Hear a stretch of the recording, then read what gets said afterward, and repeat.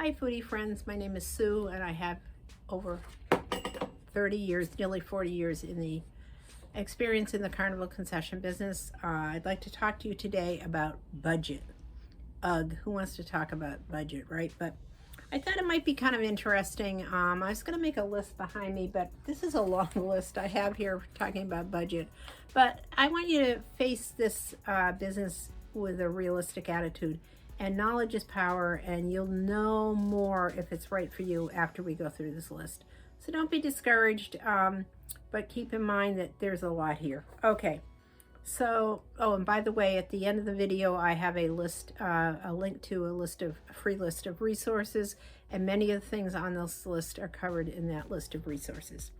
Okay, so your biggest expense is going to be your rig. What are you going to vend out of? And I did another video on this. It could be a trailer, it could be a food truck, it could be a tent, it could be a cart, it could be a combination. So think about how you're going to get started. You know, you don't need to start with a $200,000 trailer. You can start with a $2,000 tent. You may not be in that tent for more than one season. It'll give you a feel for the business. You're kind of sticking your toe in the water instead of diving head first. So something to think about. How much are you going to pay for your rig? Okay, your equipment. Well, first you have to figure out your menu, and I also have a video about menu, about products. This is more for people wanting to get in the event business than food trucks, but it's helpful for all. So once you establish what you're thinking about for a menu, then you can think about your equipment. And restaurant equipment is extremely expensive. However, you do get what you pay for. And I would stay away from restaurant equipment manufactured in China. It's much less money, but I've heard that when something breaks, you can't get any replacement parts. So you're dead in the water right there. So if you paid $1,000 for a fryer instead of $2,000, but after a month, something in the fryer breaks and you can't replace it because it was made in China, that's not a good thing. So I would highly recommend you check out used restaurant equipment, and people have this all the time online, or you can go to a used restaurant equipment store, and it might be sticker shock, but this stuff it just lasts forever.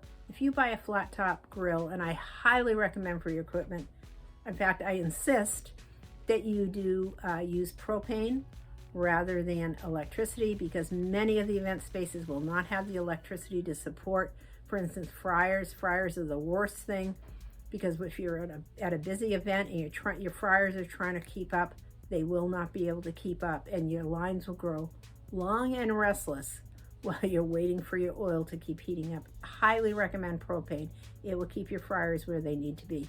So propane fryers are expensive, but all the equipment you'll get a lot of life out of it, but it is a big expense. So think what your menu is going to look like, and then start investigating what the equipment will cost. Okay, your fire suppression system. If you're going to do any kind of cooking, you need a fire suppression system. Not every state requires it, and if you're in a food truck and you're staying in a state that doesn't require it, you may not need it. However, most states are incorporating that into their laws, and your fire suppression system is going to cost $1,000 to $2,000 a foot. So if you were thinking of putting in a 4-foot grill and a bank of 4 fryers, and you've got 10 feet, count on $10,000 to $20,000 for your fire suppression system. I know it sounds horrible. It's hard to believe it costs that much. I've researched this. I've tried to find a cheaper alternative. There is none. It is what it is. So you need to figure that into your budget. Your stock. Whatever stock you're going to need to get started, and stock isn't just food, it's also your paper cups, your straws, your plastic forks, your napkins, your dispensers for your ketchup. All that kind of stuff is part of your stock, and you need to figure out what you need, where you're going to play, how many people you think you're going to feed. I mean, you're going to have to do a little math here, but you're going to have to come up with a good budget figure for the amount of money you're going to spend on your stock.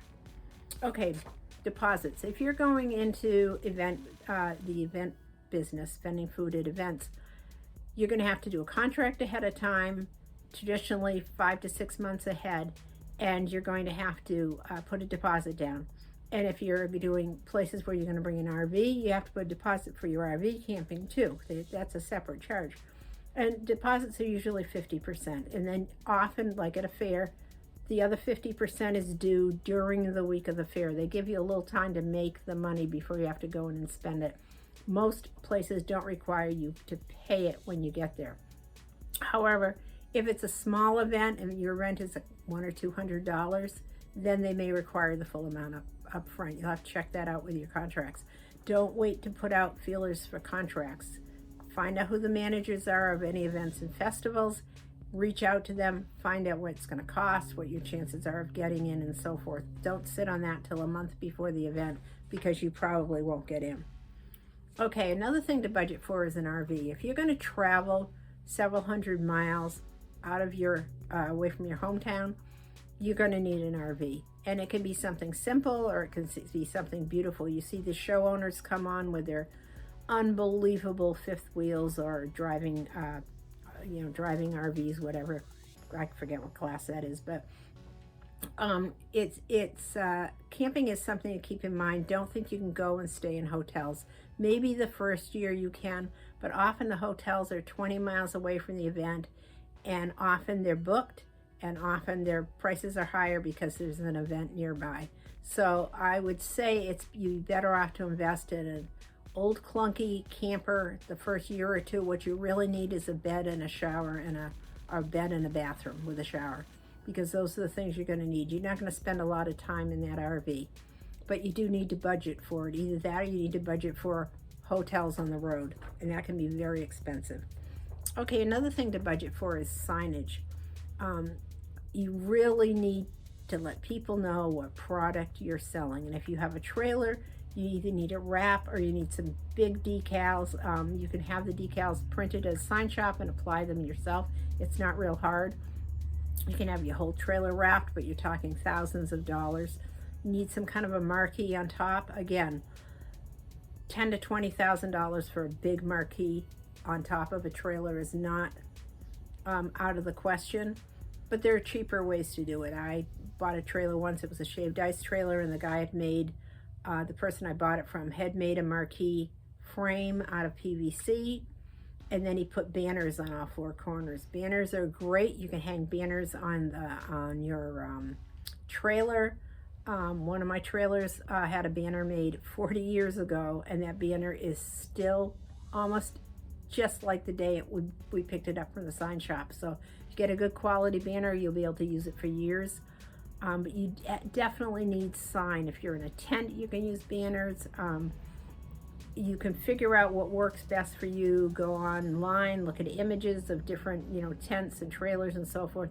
But signage is something you have to budget for, because it is a big expense. Sign shops are not cheap. Okay, a bally skirt.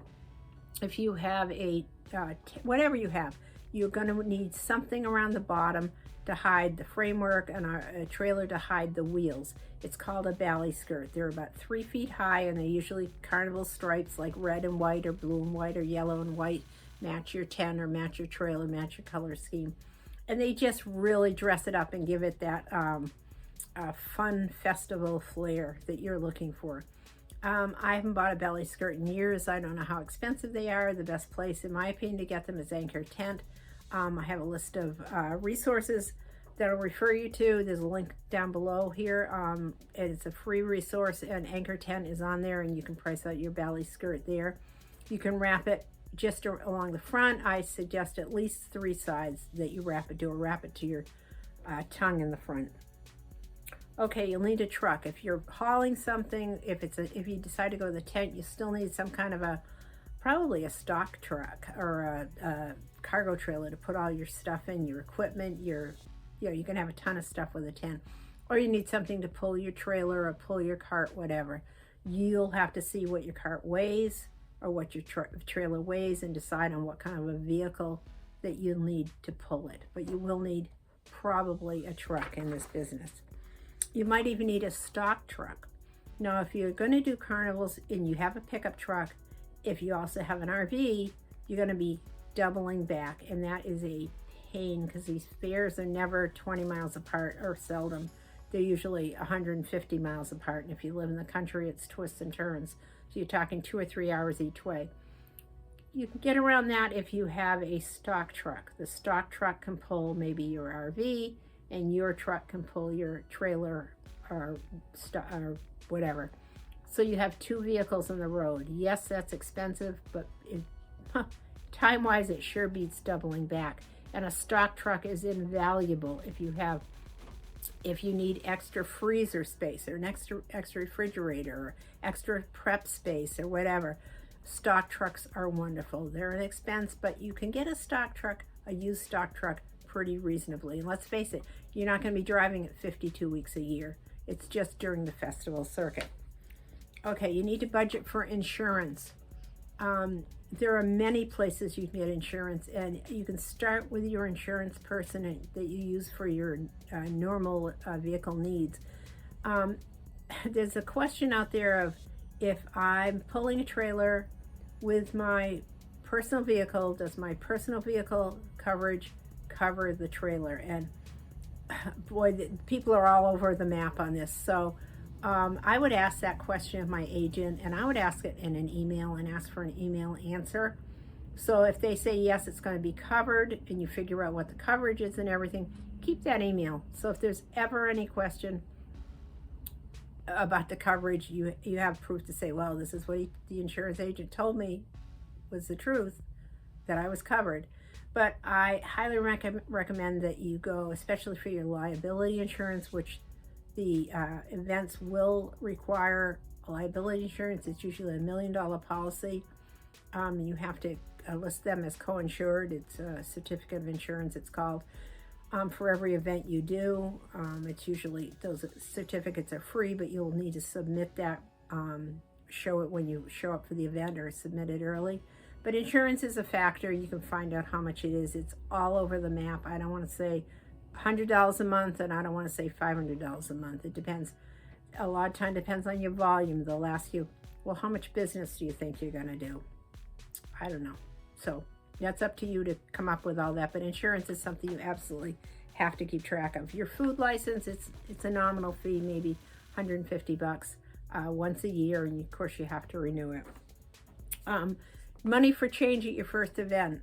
We usually start off with $500. Speaking of change, we never charge anything that ends in anything except 00. Things are $5 or $10 or $8, never $4.50.